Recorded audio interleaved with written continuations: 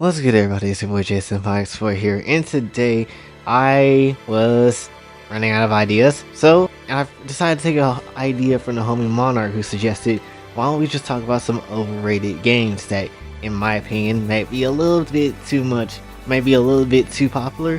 But here's the thing, when it comes to that, I don't really know many games that I play personally that is overrated as freak.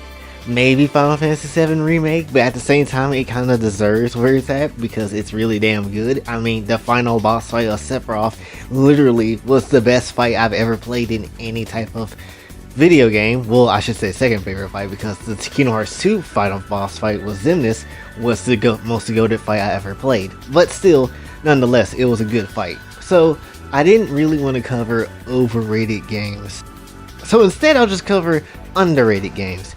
Games that you probably never had heard of, or games that you probably never had tried before, or you probably heard bad things about, but I somehow enjoy the game. So that's what we're gonna pretty much cover today. But also, before we do this, just a quick reminder, again, we're doing the 1K challenge, the NCR challenge. Pretty much I have to read 10 NCR books, dojins, and basically recommend a 3 if we hit 1K. So that's one thing. Also, that edit I put out with my Box was flipping fire. If you haven't seen it, please go watch. Yeah, I put a lot of effort into that.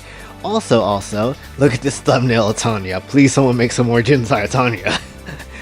Oh my goodness. And 3, like and subscribe. That's pretty much all I could say. Let's get to that 1,000 mark, okay? Well, any further ado, let's continue onward. So the first game I have to start out with, because there ain't no damn way I'm not gonna start out with this game at all, is Samurai Legend Musashi. Yes, this game rules. Look, I know, it's a bit, I would say not probably everybody's cup of tea, but it really was but I would definitely say it's something amazing for me.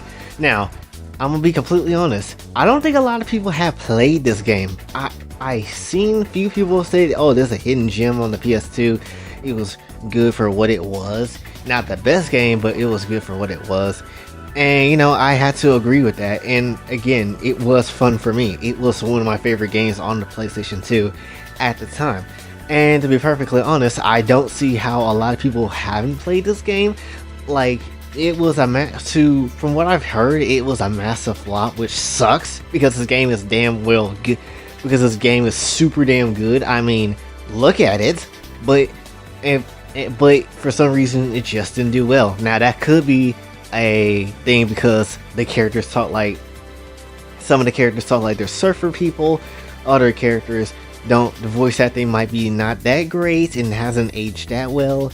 Then you also have, you know, some gameplay mechanics that might be a little bit too not to everybody's taste for people, and repetitive things maybe, but still, nonetheless, it's still a good game in my personal opinion. It's still a beautiful looking game, even going back, and someone I think made an HD shader mod for the game, so you can easily go back and, you know, play it again and then just have it in HD graphics, which I really want Square Enix to go back and then remake the game again and try to make it a lot more fun, because I like this version, Musashi. I never played Braver, but I like this version because this version was a lot more fun and cool, and a lot more cool than what the Braver Musashi was, in my personal opinion. Not to mention, I love the characters in there, and I love the characters in this game. And also, this game has some of the most best quotes and funny dumbass quotes of all games that I ever seen and played. I mean, I would think you would know what they are too. Like, if you go to the captain of Anthem and pretty much go ask Ace trying to go to like a different place of the game, he go like, Musashi. Like, that is the most quotable thing when people play that game. That is all I hear when people say anything about Musashi when it comes to quotes. Just Musashi, and then just that's it. That's literally the best quote of the game, honestly. If you can sum up anything, that's just how that goes. We gotta feed you right, boy. Honestly, Not to mention, the music is also good as hell because of course it is, it's Square Enix, and the character designs don't look that bad either because of course, again, it's Tetsuya Nomura. So, you know, it's really good. It's just a really good game, honestly. If you haven't played it, or if you can find a way to play it, please do. It is so dang good. Yes, it's inconsistent with some stuff, with the surfer stuff, it's kind of inconsistent with some places and things, and not a lot of character development when it comes to certain characters. And again, if the game ever got remade, I'm pretty sure they would fix that. But you know, for what it is, it's really damn good. Not to mention the boss fights are also cool. Also, you had Mirabo and Marabo. If you haven't seen these two, these are some sexy lollies. I wanted to bang when I saw them the first time. So yes, definitely 100%. If you haven't played Legendary Samurai Musashi, please do. And also the anime intro for the game was so damn fire. I don't understand how that didn't have an actual anime behind that. So yeah, Legendary Samurai Musashi is by far the first game I would want to have remade, and completely is underrated. Next game I have to say is Gravity Rush 2. Gravity Rush 2 was goated. Let me be clear on that. A lot of people probably hasn't played Gravity Rush 2, and it shows. And it's unfortunate because Gravity Rush is actually a great series. Think about this. All the games you played within the current couple of years, all the games that you played, they all kind of do the same thing that you would expect from a game to do. There's nothing really, innovative or creative when it comes to certain games that come out over the years. But there's a rare few exceptions that try to do something unique and something cool, and when they do it, it turns out to be a really good thing. And that's what Gravity Rush 2 is. Now, Gravity Rush 1 was released on PS Vita, which was the reason why Gravity Rush 2 didn't do as well. But didn't do well, and it kind of sucks because, it wasn't a fair chance for a Gravity Rush to get on somewhere. So, and for the reason why I say it's innovative and why it's cool is because the gravity. Like, you can literally float anywhere, go anywhere, do anything that you want with the power of gravity. And it's so dang good. It's really unique and really cool and awesome in how they did it. You can also control yourself later in the game with how much gravity and force you put on your own body, whether you want to be heavy, or whether you want to be light and float around with ease. It's such a good game. It was such good mechanics. The only thing I would definitely say is that I wish there was more side quests and stuff, a bit more mini games as well in the main world. But other than that, it was such a good game, even for what I played it. And for everybody that has played it, they didn't have anything bad to say about the game. It was really damn good. Again, the only thing that really messed it up was that it came out on PS Vita first, and then Gravity Rush 2 just came out on PS4, and no one really knew what Gravity Rush 2 was, so that's an unfortunate thing. Again, Kat is a very, very good character. She's, naive, but she's a good character. Raven is a fine character as well. Definitely like to clap both of those cheeks, in my personal opinion. So, with all that being said, if you haven't played Gravity Rush 2, please do, because it might just be the last Gravity Rush game ever, considering that Sony got rid of Japan Studio, the actual F Sony, and pretty much that might be the end of the Gravity Rush series. Not to mention the creator of Gravity Rush, I think, dipped from Sony, so most likely Kat is never going to come back ever again. So if you want to enjoy your time playing and getting mad at Sony for ruining a potentially golden game, then definitely play Gravity Rush 2. It's very good. I highly recommend that you play it. 100% worth the damn time, and worth worth just playing around in the area of where you at and just dealing with the mechanics. It's just a nice time. You can also fall from a really far height, and it's really damn hilarious. So yeah, that's also another thing. Also, you can change her character. I think you can also change her costume, so that's also a good thing. Uraka who? Gravity who? No, it's about the Gravity Queen Kat though. And lastly, one last game I want to talk about, and this might be a little bit of a controversial take, but Final Fantasy 13 and 13-2, they were good. Shut up, they were good.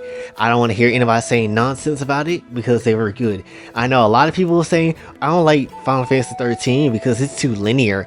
what the hell? Like, does that really matter? Like, I personally never seen the points in that argument, much less I never really understood the hate when it comes to this game, because people just hate this game, yet it has some of the best music, some of the best characters I've seen, and really my true first kinda introduction into the Final Fantasy franchise. It was really good to me.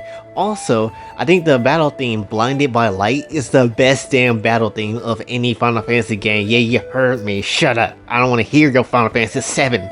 So yeah, definitely Final Fantasy 13 gets a lot of flack for, honestly, I believe, in my personal opinion, no damn reason. It was really good for what it was. Yes, some of the characters kind of seem a bit dull at times, but at the same time, the story really kind of, I feel like, carried the characters in some shape and form.